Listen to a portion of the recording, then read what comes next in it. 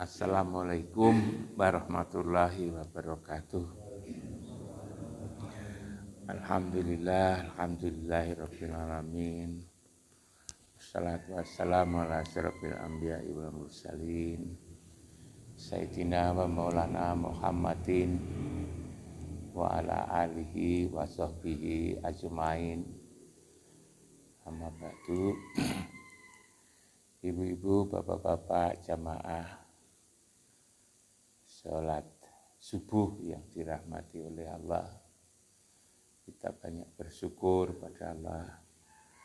Salawat dan salam kita persembahkan kehadapan ikutan kita Muhammad Rasulullah Sallallahu Alaihi Wasallam yang telah mengeluarkan umatnya dari kegelapan kepada yang terang benderang, minad dzulumat ilan nur, dari keadaan gelap kepada keadaan yang penuh cahaya, petunjuk, hidayah, sebagaimana yang kita rasakan selama ini. Ibu dan bapak-bapak sekalian, puasa kita ini sudah dapat separuh perjalanan. Terasa cepat sekali. Sepertinya baru memulai, tapi sudah nyampe di pertengahan jalan. Kalau puasa kita 1 bulan, sudah setengah bulan kita lalui. Terasa cepat sekali. Tapi kalau kita rasakan hal yang berat, mungkin juga terasa lama. Tapi kalau kita jalani secara gembira, secara senang, secara ikhlas, itu jadi cepat. Ibu dan bapak-bapak sekalian, saya beberapa waktu yang lalu menyampaikan kenapa kita bersyukur setiap kita memulai kegiatan kajian ini, kenapa kita bersolawat. Berapa waktu yang lalu saya jelaskan kenapa saya selalu mengatakan bahwa Muhammad Rasulullah selalu atau yang membawa umatnya, yang mengeluarkan umatnya dari kegelapan kepada yang terang benderang. Yang dimaksud gelap itu apa sebetulnya? Dan yang gelap, yang merasa gelap umatnya itu siapa? Yang dimaksud dengan umat itu sebetulnya rohani. Roh kita yang ditiupkan oleh Allah ketika kita umur 4 bulan 10 hari. Yang berkali-kali saya sampaikan bahwa tatkala bibit manusia ini yang ada di rahim ibu 4 bulan itu belum sempurna. Lalu kemudian disempurnakan dengan ditiupkannya ruh. Disempurnakan dengan ditiupkannya ruh. Summa sawahu wa nafaqa fihi mir ruhi. Itu lalu menjadi sempurna. Ruh inilah lalu yang gelap sebetulnya. Karena berada pada diri manusia ini, yang manusia itu gelap. Yang manusia itu terdiri atas beberapa unsur. Unsur angin, unsur air, unsur tanah, unsur api yang menjadikan gelap. Angin dengan nafsu raihan, tidak mau kelintasan, kita ini tidak mau kelintasan. air rahmani yang kita ini tidak mau kerendahan, pantang kerendahan. Rendah tapi tidak mau merasa atau direndahkan, itu kita itu tidak mau. Karena itu lalu seringkali tersinggung. Lalu tanah, roh jasmani itu tanah. Tanah itu tidak mau kalah. Tidak mau kalah dengan siapapun. Karena itu terus berusaha agar dia menjadi tidak mau kekurangan, agar tidak disebut sebagai kurang. Disebut kurang, kita ini lalu tersinggung. Dan dari api, ya, di dalam tubuh kita ini api. Api itu ruh idafi yang tidak mau kalah, kita ini tidak mau kalah, pantang kekalahan. Itu sifat manusia sebetulnya, sifat yang ada pada tubuh kita ini. Yang itu lalu kemudian disebut hawa, nafsu, dunia, setan itu. Itu ada ada 4 hal itu ada pada setiap orang. Karena memang itu built-in, itu ya menyatu. Setiap orang masih hidup memang punya sifat-sifat seperti itu. Dan sifat-sifat seperti itulah disebut gelap. Gelap. Lah ruh yang ditiupkan pada manusia ini, pada tubuh ini, ruh ini cahaya, nur. Yang itu dari Allah itu berada di tengah-tengah gelapan. Yang gelap, yang tidak tahu apa-apa itu, yang tidak tahu apa-apa. Maka lalu kemudian agar tidak gelap, maka lalu kemudian dikeluarkan oleh Rasul gitu ya, dari Allah lewat utusannya Rasul. Makanya lalu disebutkan dalam berkali-kali kita mendengarkan ceramah alladzi arsala rasulahu bil huda wa dinil haq. Itu kan. Jadi Allah yang mengutus seorang rasul dengan agama yang benar. Lalu tugasnya apa? Tugasnya itu waladzi ba'asa fil ummiyina rasulam minhum yatlu alaihim ayatihi, yang menunjukkan, membaca ayat-ayat yang ada di dalam diri kita ini. Tentu juga ayat-ayat yang ada di Jagat Raya. Tapi dimulai dari menjelaskan apa sesungguhnya yang ada di dalam diri tadi. Dengan air itu lalu dengan air itu lalu kemudian menjadi benak, urat dan tulang. Lalu dengan tanah menjadikan daging, bulu dan roma dan seterusnya itu. Itu diajarkan oleh Rasulullah. Diajak untuk membaca, maksudnya diajak untuk membaca, yatlu alaihim ayatihi, ayat-ayat Allah, tanda-tanda yang ada pada diri ini ditunjukkan oleh Rasulullah itu. Kalau secara zahirnya itu bisa dipelajari, Pak Prof. Markus itu mengajari dari sisi zahirnya.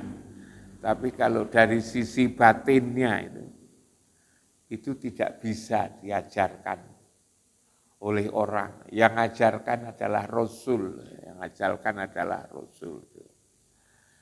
Wa yuzakkihim, selain membaca adalah wa yuzakkihim, mensucikan. Apa yang ada di dalam dada hati kita ini disucikan. Tidak bisa kita ini menjadikan kita ini sabar, menjadikan kita ini ikhlas, menjadikan kita ini jujur, itu tidak bisa sebetulnya. Nah, itu. Kalau itu apalagi kotor, itu harus disucikan. Yang mensucikan itu adalah Rasul. Wa yuzakkihim wa yu'allimuhumul kitab. Gitu kan. Kita itu disuruh untuk membaca kitab. Tapi kita sendiri juga tidak bisa itu. Kita itu tidak bisa membaca sendiri. Iqra kitabaka kafa binafsikal yaum alaika hasiba itu. Membaca kitab yang ada pada diri kita sendiri ini. Itu harus lewat pertolongan Rasul. Wal hikmah. Hikmah. Hikmah itu apa itu? Hikmah itu adalah pengetahuan yang mendalam, yang lagi-lagi juga tidak bisa itu dicari sendiri oleh manusia ini. Pengetahuan tentang diri yang sebenar-benar diri itu, hakikat diri. Kita biasanya hanya tahu saya ini siapa.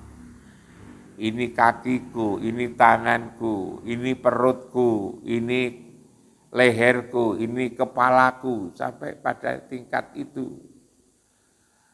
Tapi diri yang sebenar diri, bahwa kita ini ada dua bagian yang berasal dari ibu bapak itu, yang tubuh. Lalu yang satu adalah yang dari Allah, yang itu adalah diri yang sebenar diri, itu adalah dari Allah itu. Itu kita baru tahu kalau kita diberitahu. Pengetahuan tentang Rasul, pengetahuan tentang Allah. Coba kalau kita membaca, mengikuti ceramah-ceramah, mengikuti pengajian-pengajian, tidak mudah itu untuk menjelaskan Allah itu siapa. Lalu kemudian jelaskan Allah itu tidak berbentuk, Allah itu tidak berupa, Allah itu tidak bertempat, tidak beralamat. Walam yakullahu kufuwan ahad, tidak ada yang menyerupai. Laisa kamislihi sayun, yang serupa saja, yang semisal saja itu tidak. Maka lalu kemudian otak kita tidak bisa jangkau, itu tidak bisa. Sekolah apapun tidak bisa. Hanya sekedar nama bisa, kalau nama. Nama itu bisa menamain Allah. Tapi kata Allah itu sendiri juga dijelaskan oleh Rasulullah sebetulnya. Bukan kita sendiri yang memberi nama. Nama itu juga dijelaskan oleh Muhammad. Nah, itu. Lalu kemudian kiblat Baitullah yang berkali-kali saya sampaikan itu. Jadi pengetahuan diri, kita tidak tahu pengetahuan diri yang sebenar-benar diri gitu, adalah ruhani kita ini. Pengetahuan tentang Rasul, tentang Muhammad Sallallahu Alaihi Wasallam, tentang Allah, tentang Baitullah. Aku ada Baitullah. Baitullah itu yang tidak banyak dikaji memang. Padahal betapa pentingnya itu. Yang berkali-kali juga saya katakan kita ini sehari-hari menghadap ke tempat itu. Orang seluruh dunia menghadap ke tempat itu. 5 kali sehari semalam orang menghadap ke tempat itu. 5 kali sehari semalam, tidak kebayang. Kita 5 kali sehari semalam menghadap ke tempat itu. Kita seumur hidup harus datang di situ. Secara fisik itu datang. Kalau yang punya, yang kuat, yang mampu, baik fisik maupun pembekalannya, datang ke situ. Orang berbondong-bondong datang ke situ. Ada apa di situ itu sebetulnya? Ada apa? Kita seringkali terlewatkan. tidak memikirkan ada apa, kita sehari-hari kok datang ke tempat itu ada apa itu. Ternyata itu adalah dari kita berasal dan juga kita ini nanti akan kembali ke tempat itu. Ditunjukkan wa min haitsu kharajta fawalli wajhaka satral masjidil haram. Jelaskan qad narota qaluba wajhaka fis sama falan waliyannaka qiblatan tardoha fawalli wajhaka satral masjidil haram. Katakan bahwa kami melihat engkau menendahkan wajahmu ke langit. Akhirnya orang lalu kemudian bilang, tergantung kepada yang di langit. Tergantung kepada yang di atas. Nanti gimana ke depannya? Ya tergantung kepada yang di atas. Ternyata lalu diterangkan falan walian naka kiblatan tardoha. Hendaknya engkau kami palingkan wajahmu ke kiblat yang kau sukai. Di mana itu? Kiblat yang kamu sukai itu. Fawali wajhaka syatral masjidil haram. Palingkan wajahmu ke Masjidil Haram. Ada apa di Masjidil Haram itu? Kok sampai disebut-sebut oleh Al-Quran itu ada apa di situ itu? Kok disebut Masjidil Haram? Tempat sujud yang mulia. Kenapa tempat sujud itu mulia? Kenapa tempat sujud itu disebut mulia? Di tempat itu disebut mulia karena ada orang mulia. Siapa itu? Yang mulia itu adalah Rasulullah Muhammad Sallallahu Alaihi Wasallam. Di situ ada orang mulia. Dari mana tahu?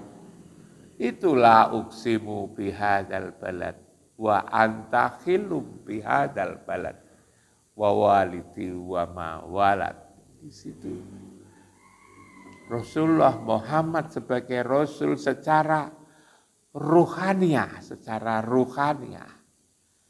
dinyatakan ada di tempat yang mulia itu. Karena itulah ketika kita sholat lalu kemudian kita menghadap ke tempat itu, bahkan kita berada di tempat itu, kita merasa berada di tempat itu.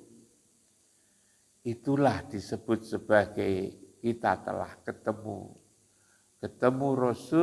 Rasul dengan Allah, ketemu Allah. Maka sholat kusuk dikatakan alladzina yadunnuna annahum mulaku rabbihim wa annahum ilaihi raji'un. Bahwa orang yang khusyuk itu adalah orang yang ketika sholat yakin ketemu Tuhan itu. Yakin ketemu Tuhan. Di situ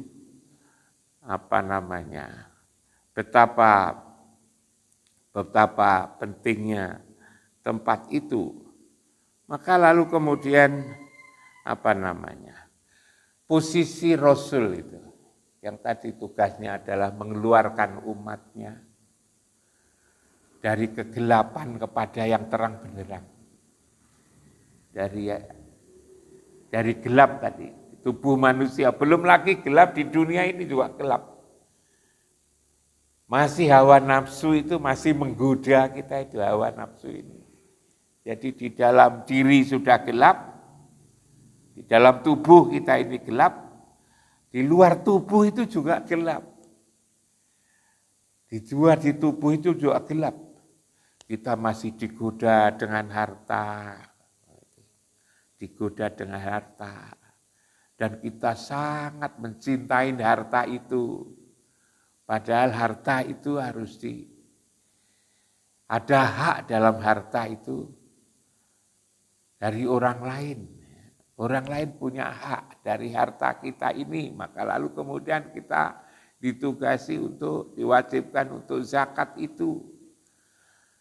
Kita dianjurkan, diwajibkan untuk sedekah, untuk infak. dan juga untuk yang lain.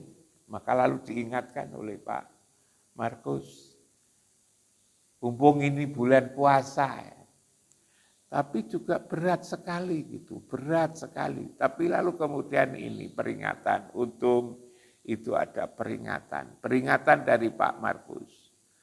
Pak Markus tentu saja karena hatinya diingatkan oleh Rasulullah. Rasulullah itu Allah dari Allah. Kalau saya memaknai itu adalah petunjuk Allah. Petunjuk Allah tentu dari Rasul.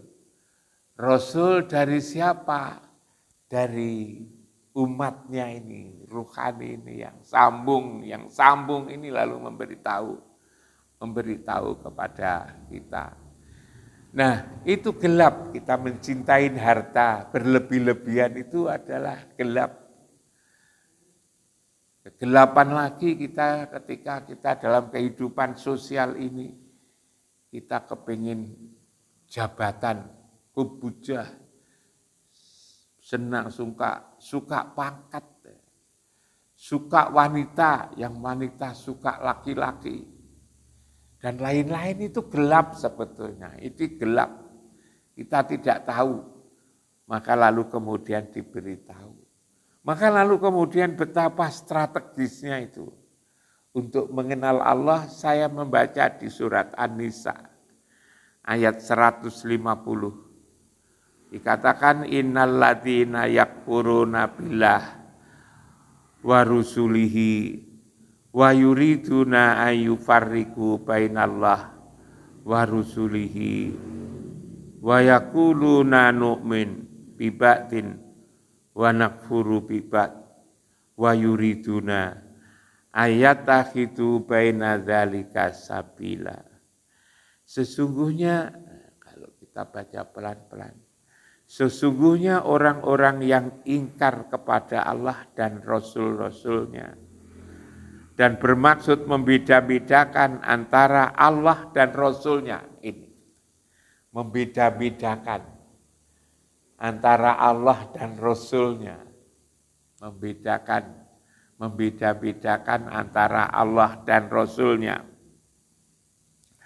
Dengan mengatakan kami beriman kepada sebagian dan kami mengingkari sebagian. Nu'min bi ba'din wa nakfur bi ba'din. Kami beriman sebagian, kami ingkar sebagian. Serta bermaksud mengambil jalan tengah. Ayat takitu baina dzalika sabila. Dengan mengambil jalan tengah, ingin mengambil jalan tengah yang membeda-bedakan antara Allah dan Rasul. Katakan percaya sebagian dan ingkar sebagian. Yang sebagian itu, yang demikian itu ingin mengambil jalan tengah. Mengambil jalan tengah. Apa itu dikatakan? Ulaika humul kafirunal haqqo. Coba, merekalah orang-orang kafir yang sebenar-benarnya kafir. Yang sebenar-benarnya kafir. Kalau kita lalu kemudian membeda-bedakan antara Allah dan Rasul itu. Makanya itu kalau ada orang mengatakan kok terlalu mencintai Rasul, ya memang. Bagaimana kita tidak mencintai? Berusaha mencintai saja susah itu kan.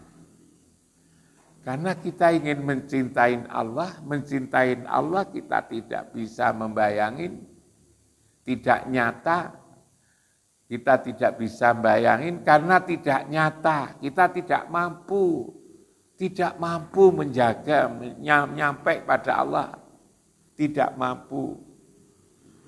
Maka lalu kemudian kepada Rasul, kita kepada Rasul. Rasullah yang memberitahu ada nama Allah. Tuhan itu siapa itu? Yang maha kuasa, yang maha mencipta itu siapa itu? Itu adalah Allah. Dari mana? Dari Rasul ini. Karena itu maka kalau kita lalu kemudian tidak mencintai Rasul ya. dan tidak mengenal Rasul, maka semua sebetulnya kita ya gelap. Kalau tidak ada Rasul ini ya kita ya gelap, tidak tahu apa-apa sebetulnya itu. Makanya itu jangan dibeda-bedakan antara Allah dan Rasul. Jangan lalu mengatakan aku kepada Allah, jangan melupakan Rasul. Ya barangkali karena kelalaian atau kurang cermat. Lalu kemudian mengatakan tidak perlu harus lewat Rasul, kita langsung saja kepada Allah. Bagaimana langsung kepada Allah? Wong Allah itu walam yakullahu kufuwan ahad. Bagaimana langsung kepada Allah? Allah itu laisa kamitslihi syai'un.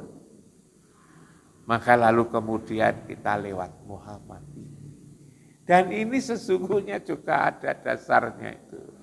Wabtaghu ilaihil wasilata wajahidu fi sabilihi la'allakum tuflihun.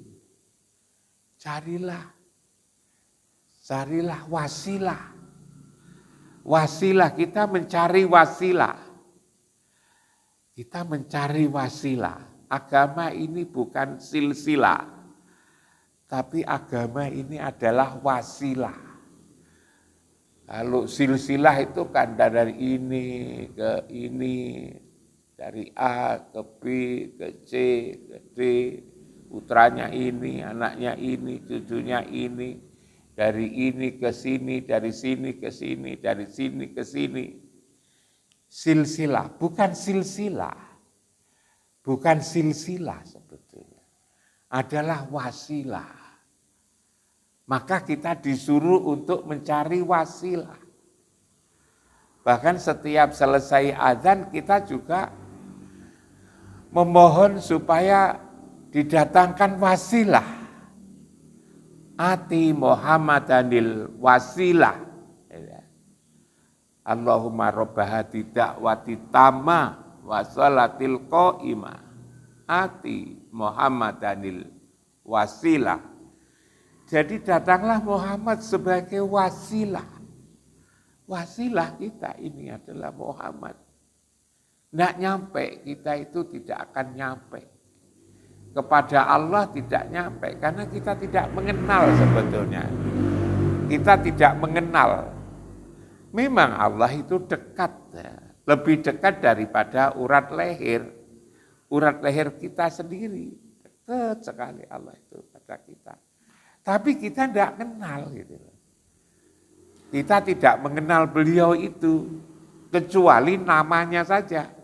Namanya kita tahu, ialah Allah. Tapi yang bernama Allah itu siapa? Kita tidak tahu. Maka lalu kemudian kita pakai wasilah, Muhammad. Seorang Rasul, kita pun juga tidak tahu. Karena sudah 15 abad. Maka lalu kemudian dipermudah kita itu oleh Allah. Supaya kita menghadap kepada kiblat itu sebenarnya itu. Hati kita itu lalu kemudian ke satu titik. Ialah Muhammad. Apa? Baitullah itu. Rumah Allah. Yang juga kita nyatakan ketika kita tawaf. Ketika haji atau umroh kita tawaf. Di putaran yang kedua itu katakan Allahumma inna hadzal baituka wal harama haramuka wal amna amnuka. Kita nyatakan bahwa ini ya Allah, rumah ini adalah rumahmu ya Allah. Kita menyatakan gitu ketika kita tawaf putaran yang kedua itu. Allahumma inna hadzal baituka wal harama haramuka wal amna amnuka wal abduka dan seterusnya itu. Nah, kita lalu kemudian kita tahu kiblat, tahu siapa yang ada di kiblat, yang kiblat dengan siapa itu adalah. Makanya posisi Muhammad itu begitu strategisnya itu. Orang kita lalu kemudian disuruh bersolawat itu. Kita tidak bisa lalu kemudian langsung, walaupun ada orang mengatakan langsung saja gitu kan. Langsung saja, langsung kemana kok kita tidak tahu. Langsung kemana kita tidak tahu. Kita tidak mengenal, berusaha mengenal, tapi tetap saja tidak tahu. Akhirnya apa? Akhirnya karena kita hanya tahu nama, lalu kemudian untuk konsentrasi itu begitu beratnya. Konsentrasi kepada tempat itu kepada beliau itu begitu sulit, tidak bisa. Maka ketika kita sholat Allahu Akbar juga kemana-mana. Maka lalu diikat, kalau saya menggambarkan itu diikat di dalam satu tempat yang kita kenal, yang bisa kita kenal dan memang dianjurkan untuk menghadapkan ke situ. Nah inilah Ibu dan Bapak-Bapak sekalian, bahwa yang namanya Allah dan Rasul ini tidak bisa lalu kemudian kita, ya boleh-boleh saja kita belajar agama menurut Al-Ghazali, menurut Athaillah, menurut ini boleh-boleh saja, itu sebagai jalan menuju ke tempat itu. Tapi jangan meninggalkan Muhammad sebagai Rasul. Jangan meninggalkan Muhammad. Seringkali kita dengar ceramah-ceramah itu kalau sudah Imam Al-Ghazali, Syekh Abdul Qadir Jailani, Ibnu Athaillah, Ibnu ini, macam-macam itu sudah. Lalu kemudian saya katakan boleh-boleh saja, tetapi jangan melupakan yang membawa agama ini. Yang membawa agama ini adalah Muhammad Rasulullah, dan Muhammad Rasulullah itulah yang mensucikan. Muhammad tidak saja mengajarkan kepada kita, Muhammad yang menyucikan, yang mengajari, baca ayat-ayat, tanda-tanda yang ada pada diri kita ini. Yang membacakan ayat-ayat yang ada di dalam jagat raya ini. Yang mensucikan kita, yang mensucikan kita itu adalah Muhammad itu. Yang sampai sekarang itu masih menjalankan tugasnya dan juga masih menyaksikan kita. Inna arsalnaka syahidan, itu ya menjadikan saksi. Wa mubasyiran wa nadhiran, masih memberikan peringatan kepada kita, bisik-bisik di hati kita, asalkan kita itu nyambung. Yang disebut dengan sholawat itu, kalau ulama-ulama besar yang kita sebut lalu hanya sampai di situ, ulama-ulama besar itu tidak sampai bisa mensucikan, wa yuzakkihim, tidak sampai mensucikan itu. Wa yu'allimuhumul kitab, yang mengajarkan kitab yang ada di dalam tubuh kita ini. Tentu lalu kemudian tidak seperti di sekolahan itu. Di sekolahan ada papan tulis, ada guru murid, bukan seperti itu. Itu langsung kepada diri kita ini. Kita lalu kemudian menjadi tahu. Rohani kita itu menjadi tahu. Nurani kita itu lalu kemudian menjadi tahu. Itu ada tahu, itu diajarkan oleh Rasulullah. Wa yu'allimuhumul kitab wal hikmah, itu jadi ini hati ini lalu kemudian menjadi cerdas, menjadi mengerti, menjadi paham. Nah itu. Dan itu adalah benar. Makanya saya katakan siapapun yang sekolahnya tidak seberapa, hanya SD saja tidak tamat, lalu SMP, SMA, tidak tamat, apalagi perguruan tinggi tidak, itu punya kemampuan. Karena diajari langsung oleh Rasulullah itu. Yang dikatakan yatlu alaihim ayatihi wa yuzakihim wa yu'allimuhumul kitab wal hikmah, itu tidak lalu kemudian datang mengajarin kita satu-satu, adalah dari cahaya ke cahaya. Rasulullah ini, Muhammad ini. Tapi lalu sekali lagi saya katakan, jangan dipahami Muhammad yang tubuh itu, Muhammad yang berbentuk manusia itu, yang katanya sama dengan kita. Ana mislukum, ana basarun mislukum, itu saya sebagai manusia ya sama, tetapi yang ada di dalam dada ini tidak sama. Kelihatannya sama, tetapi yang ada di dalam dada itu tidak sama. Yang ada di dalam dada kita itu ruh. Yang ada di dalam dada kita itu ruh. Sementara yang Muhammad itu adalah Abul Arwah, bapaknya ruh. Kalau Muhammad itu bapaknya ruh, kita itu adalah anak ruh. Kita itu sama-sama anak Muhammad. Muhammad sebagai Abul Arwah. Maka kemarin saya katakan kita ini sesungguhnya adalah saudara. Saudara kandung dalam agama. Ini dalam kandung, kita ini saudara kandung dalam agama karena kita ini sama-sama anak Muhammad sebagai Abul Arwah. Sedangkan kita ini adalah ruh. Nah inilah Ibu dan Bapak sekalian, pada pagi hari ini saya meneruskan pembicaraan kita yang kemarin itu, yang kemarin saya potong karena saya sudah dijemput mau diajak ke Surabaya, saya teruskan pagi hari ini, bahwa antara Allah dan Rasul itu jangan dipisah-pisahkan di surat An-Nisa ayat 150, 151 itu jangan dibedakan, tapi juga jangan disamakan. Nah, itu jangan dibedakan, tapi jangan disamakan, jangan dibeda-bedakan. Yakin kepada satu, kemudian ingkar kepada ini, dalam maksud untuk mengambil jalan tengah, sebab diingatkan di sini ulaika humul kafirunal haqqo.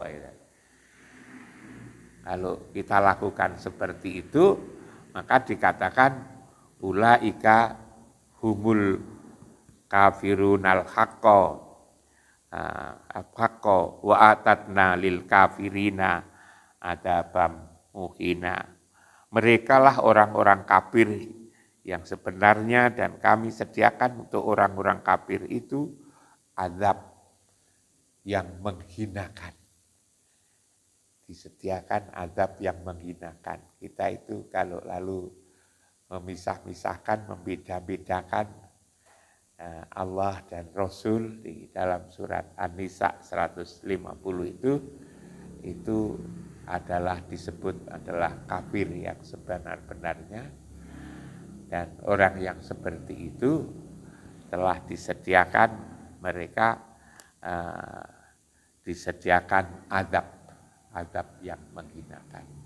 Mudah-mudahan kita Ibu Bapak sekalian, mudah-mudahan sedikit demi sedikit kita kaji Al-Quran ini pada bulan puasa ini, bulan Ramadan ini, bisa menangkap pesan yang sebenarnya, sehingga mudah-mudahan kita selalu mendapatkan bimbingan, selalu mendapatkan pertolongan, selalu mendapatkan pengayuman dari Allah.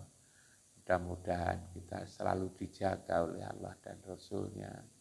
Tidak saja dijaga, tetapi mudah-mudahan kita dikasih dan disayang oleh Allah dan Rasul.